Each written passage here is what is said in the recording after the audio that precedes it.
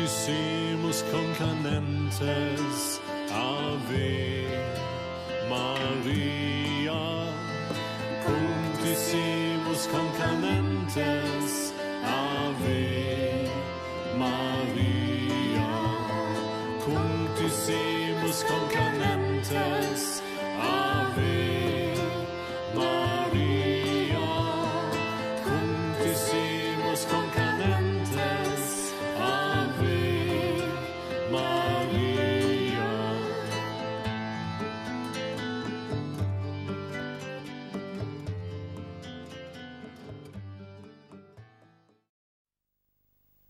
Mama, Brian and I were also talking, it was the same day, about Mary, and I was saying to Brian about the like the goddess type of thing, and I said to Brian that I wondered whether Mary would have been a form of the goddess, and Of course, she's Mahalakshmi. Brian said, And she was the incarnation of Mahalakshmi of a very high level at the Agya Chakra. It's a very big thing. So she has arisen out of the sea. So she is Miriam, you can call it. She is Marie. She is Marie. That's why Christ's mother's name was Mary, because she came out of the sea. People, I don't know if they think about it, why she was called Mary of all the things, or why this name Mary. Now this power which came out of the sea, because the whole thing, the sequence started in the sea first of all, as you know. It had to be in the sea because first animals were born in the sea only. Today is a great day when we are celebrating Mahalakshmi's Puja. You must be knowing that today is the day of Mary, Mother of Christ, who was Mahalakshmi. In the beginning, Mahalakshmi principle incarnated on this earth as the wife of Sri Rama, Sri Sita. Then came the second incarnation at the time of Sri Krishna as Radha. Ra is energy, Ra is the one which sustains. And then came the incarnation of Mahalakshmi, is the mother of Christ. The Christianity has failed because they did not recognize the powers of Mary. According to Sahaja Yoga, she was the incarnation of Mahalakshmi. And she is the one who sacrificed her son for the sake of religion. But unfortunately, nobody understood her value. Nobody saw that she was such a great spiritual personality. Only through Sahaj Yoga you can understand that she was a very great personality who gave birth to Christ. Like when I told people that Christ's mother was the Holy Spirit, they would not accept it. In India, they said, what did she do? She just used to cry and weep, but the Holy Spirit is supposed to give realization to people. She didn't give realization to people. But she was. So how do you find out? You put your hands towards me and ask the question, Mother, was she the Holy Spirit? Then why didn't Christ say that she was the Holy Spirit? The question comes. Christ's mother was herself an incarnation of that. But it was not mentioned in the Bible, because if these Romans or Jews had known that she is the one, they would have cut her into pieces and attacked her. So, It was not said because Christ had to play this drama of crucifixion. But you can find out after your realization, through your vibratory awareness, that whatever I am saying about them is absolute truth. There is so much can be said about this Mahalakshmi Tattva. We are all blessed so much by that. And so today we remember her great incarnation as Maria, who was very great because she had to bear terrible pain within her heart with all her powers that she had. She was a tremendously powerful lady, but despite that she bore all the tortures of Christ upon her heart, and it was her order and her desire that Christ has to crucify himself so that people could be resurrected. And sometimes Indians ask me, what did she do to be a Mahalakshmi? What did she achieve? I said, with all her powers to bear it, to play the drama, it must be too much. He is an angel, as you know, according to Christian, we should say, according to Bible, that he is the angel called Gabriel. Now Gabriel is the one who brought the message, because he is always a messenger to Maria. And surprisingly, the words he used were Immaculata Salve. That's my name. My first name is Nirmala, means Immaculata, and surname is Salve. He said those words to her. So Maria has to do quite a lot with Hanumana all her life. That means Maria is the Mahalakshmi. Mahalakshmi being the Sita. Sita, then Radha. Hanumana has to be there to serve her. Now imagine Hanumana as Gabriel had to go and tell Maria that there's a child which is the incarnation. The Savior is going to be born to you. She was a young virgin. To break such a news, which was horrible compared to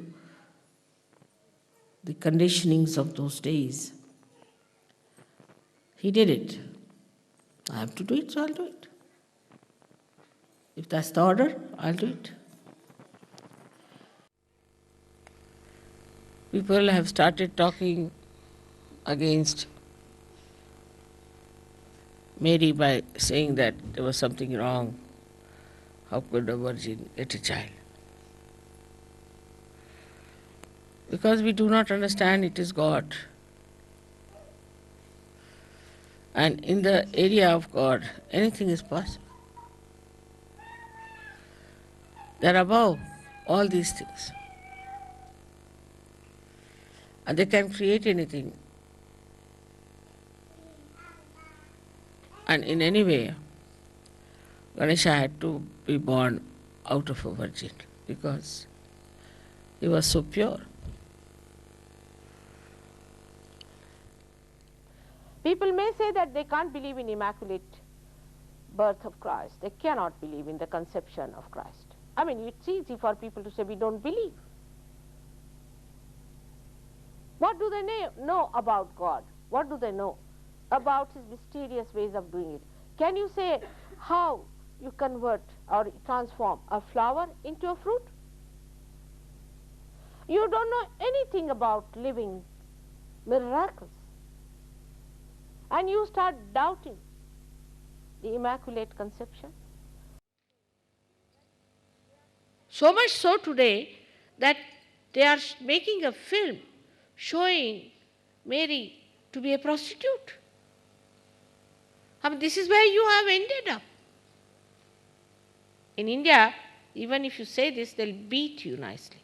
Anyone, whether Muslim, Hindu, Christian. I mean, it's shocking to hear that the way they talk about Christ here. I mean, to an Indian it gives a shock.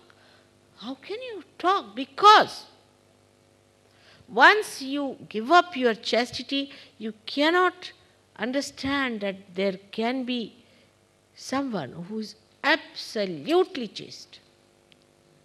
For a thief, everybody is a thief.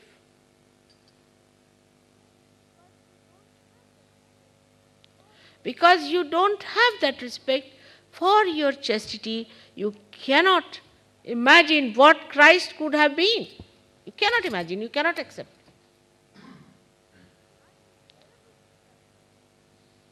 Unbearable things are said about Christ. I tell you, unbearable. I don't know. I faced his crucifixion, which was unbearable as it was. She passed through the greatest ordeal to see her son being crucified. But she knew what was the purpose of his crucifixion, and she accepted. I can't see a cross. If somebody is wearing a cross, I say, take out a cross. Because the message of Christ is resurrection and not crucifixion. But perhaps the Christians, especially Paul, must have thought that he should use cross to make everybody feel guilty. And he gave his own color to Christianity, and the way he talked about Christ, his mother and all that, was such that nobody can say definitely that they were divine personalities. He also didn't like to talk about the Immaculate Conception, which was a fact. And Thomas ran away from there because he was surprised the way he was trying to twist everything to his advantage. And he came down to Egypt, where he wrote all his treatises and put them in a jar there. And then he came to India. Now about 50 years back they have discovered that jar and found it out. It's known as the Gnostic knowledge. He used to call them Gnostics. Gna word means knowledge, as you people are Gnostics. Those who know, you see. Not mentally, but you know it on your central nervous system. In that book, Mary is telling them about knowledge. But this Paul objects to it. And she says that this is what you have to achieve. But he doesn't want to. He's arguing with her. But then Thomas said that what Christ has said on the cross, behold the mother. She is the mother of Christ, and how dare you insult her? But just the opposite, Paul never respected women, so he called her as just a woman. No respect. For Mahalakshmi, no respect. In the Bible, there is the God Almighty as the Father God, and we have the Son God. And the Trinity, the third one, is a Holy Ghost. But how can you have Father and the Son and no mother? The women are called as second citizen because they say that she was not on the table of the 12 apostles who were having the Last Supper. But then how do you have Paul there, who was not sitting on the supper table also? But people could feel the mother of Christ as a goddess, so they called her as Madonna. And I can't understand those who do not want her as the goddess, go and worship her as Black Madonna in Poland. Mother is missing, she is a dome. Not in Greece. In Greece, Athena is the primordial mother. In India, she is the Adishakti. Also in England, she was the white goddess. She was not mentioned as Madonna, but as a woman. Big controversies. Madonna is accepted by people who are faithful. So they named her Madonna, and that's how this Mother Mary was called as Madonna, means maiden, means virgin. And this Madonna was then started occupying the place of churches everywhere, and people regarded her as a goddess. It is the people who said, not in the Bible, not in the Christianity, but the people started calling her Madonna. And from that Madonna level, that people started seeing the mother and the motherhood. She was Mahalakshmi, we know that very well, and we worship her as Mahalakshmi. And even now, the attention of all the people is on what Christ said, or Mother Mary has said it, and which has come through these horrible people to us. So to learn about other deities and other great incarnations, you neutralize this. You must try to neutralize this too much attention by learning about other deities. Say Sri Ganesh. If you talk about Sri Ganesh, she is the essence of Christ. You understand that. Ganesha is the essence of Christ, and Christ is the manifestation of Sri Ganesha's powers. So if you go to the essence most thing, you see, that's better. So there is no religion to be given up. On the contrary, you have to enlighten the religion and enlighten others. All of you could be Sahaja Yogis and could be anything, because there's nothing like Christ hanging in the air somewhere and Mary hanging there. No, they are part and parcel of the whole. They are there. You cannot just take them out. And there cannot be many religions, there can be only one religion. That's the human religion, which makes you higher personalities, makes you grow. So you don't have to give up anything, but you yourself won't do many things. Yourself won't do many things, because you'll understand whatever is living is living. That's what you'll start following. We have in our prayers, all the prayers, Jew prayers and Christian prayers and Hindu prayers, and all the prayers of all the religions, because they are all mantras, they are all the chantings, and they are so important for different chakras. So you see, your universality also gets aware of your own being expressed in different, these great deities. They are within us and they are awakened, and you are surprised. So we have now 3 principles of Mahalakshmi that we have seen. And the 4th one is myself.